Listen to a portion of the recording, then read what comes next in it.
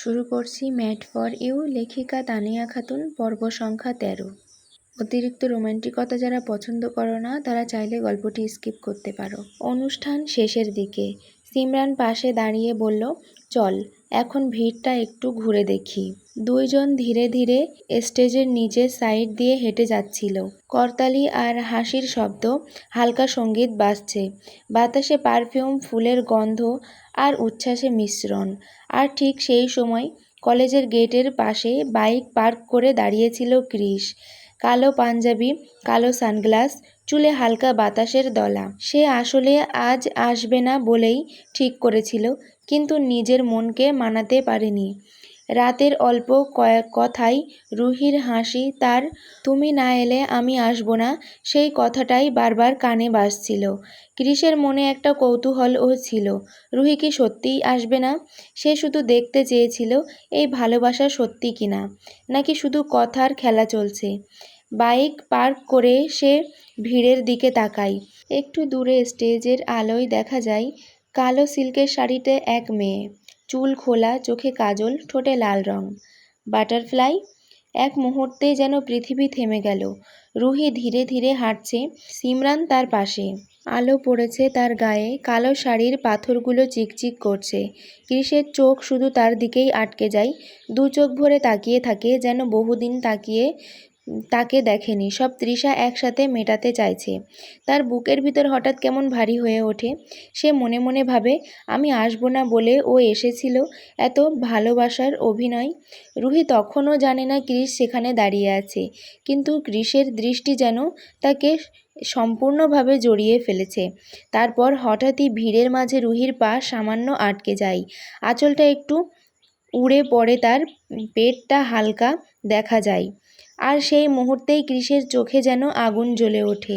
তার শরীর জমে যায়, শক্ত ঠোঁট শক্ত হয়ে ওঠে। সে কিছু বলে না, শুধু নিঃশব্দে দাঁড়িয়ে থাকে, চোখে একরাশ জ্বলন্ত অনুভূতি নিয়ে, যেন পুরো দুনিয়াটা ঘুরছে, কিন্তু তার দৃষ্টি এখন শুধু একটাই জায়গায়। হঠাৎ রুহির চোখ পড়ে ক্রিসের উপর, তার হৃদস্পন্দন বেড়ে যায়। ভিড়ের মধ্যে ক্রিস দাঁড়িয়ে, মুখে সেই তীব্র ঠান্ডা চাহনি, চোখে ঝড়। হাওয়ায় ওদিকে চোখ মিলিয়ে যায়। এক নিঃশব্দ দৃষ্টি, যেখানে ভালোবাসা আর আগুন একসাথে জ্বলে। ক্রিসের ভেতরে আগুন তখনও থেমে নেই। ঠিক তখনই পাশের দিক থেকে একটা ছেলে হেসে ফিসফিস করে ওঠে, এই দেখ মাইরি হিরোইন রে, কি ফিগার। তার ঠোঁটে একরাশ কটাক্ষ আর চোখে সাহসের ঝিলিক। এক মুহূর্তেই ক্রিসের শরীর জমে গেল। তার ভেতরের সমস্ত আগুন যেন হঠাৎ বিস্ফোরিত হলো। সে এক পা দুই পা করে এগিয়ে গেল সেই ছেলেটার দিকে। চারপাশের মানুষ কিছু বুঝে ওঠার আগেই ক্রিসের চোখ লাল হয়ে উঠল। সে এক ধাক্কায় ছেলেটার কলার চেপে ধরে গর্জে উঠল, জানিস ওই কে? ছেলেটা কিছু বলার আগেই ক্রিসের ঘুষিতে সে মাটিতে পড়ে গেল। ভিড় থমকে দাঁড়ালো, সঙ্গীত থেমে গেল। রুহি হতভম্ব, চোখ বড় বড় করে তাকিয়ে আছে ক্রিসের দিকে। তার শ্বাস কেঁপে উঠছে, মনে হচ্ছে পৃথিবী থেমে গেছে। ক্রিস তখনও রাগে ফুঁসছে, শ্বাস ভারী হয়ে উঠেছে।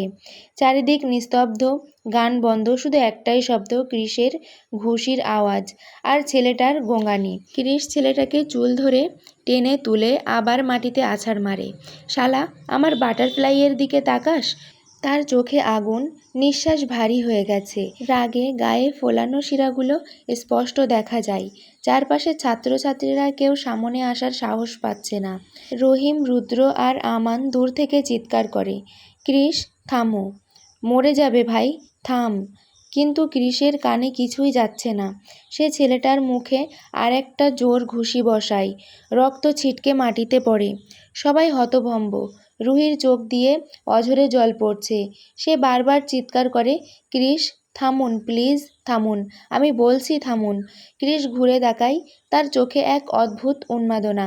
রুহির মুখে কান্না, গলাটা কাঁপছে।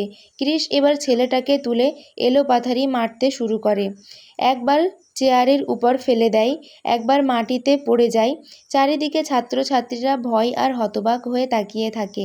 কেউ কিছু বলার সাহস করে না। রুহি এগিয়ে এসে বারবার ক্রিসকে থামানোর চেষ্টা করছে, কিন্তু পারছে না। ছেলেটা প্রায় আধমরা হয়ে গেছে। সিমরান চিৎকার করে বলল, রুহি কিছু কর, আটকে রাখ কৃষকে, না হলে ছেলেটা মরে যাবে।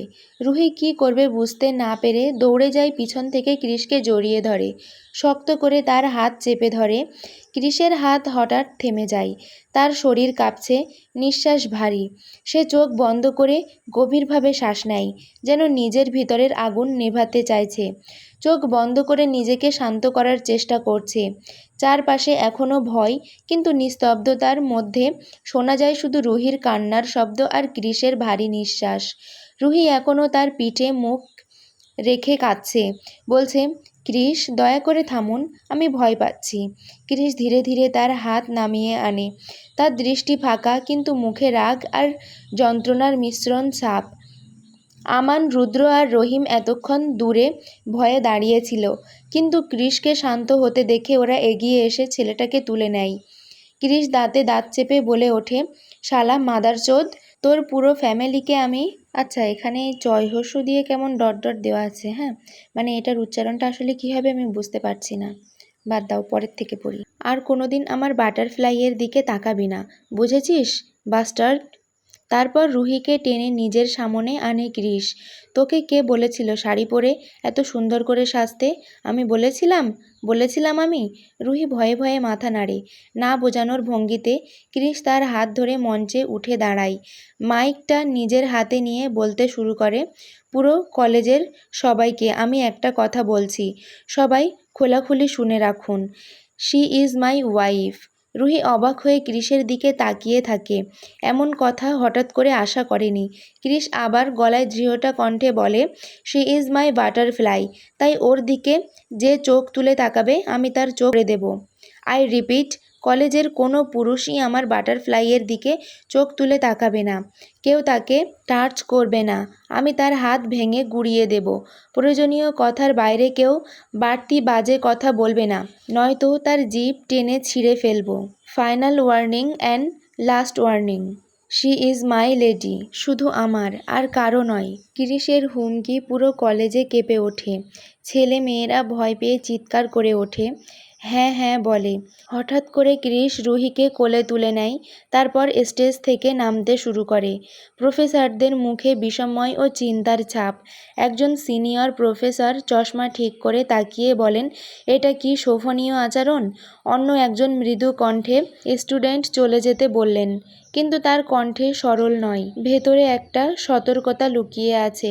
রুহির গলার মধ্যে যেন শব্দ আটকে গেল, চোখ বড় করে দেখে সে কৃষের দিকে। কোনো জন্মে এমন কথা একেবারেই ভাবেনি। রুহির বুক দ্রুত ধড়াধড় করে, ঠোঁট জমে যায়, হাত দুটো অনিচ্ছায় কৃষের গলা জড়িয়ে ধরে। আচ্ছা, আজ এই পর্যন্তই। পরবর্তী পর্বের জন্য অপেক্ষা করো, আর আমার চ্যানেলটি সাবস্ক্রাইব করে পাশে থেকো।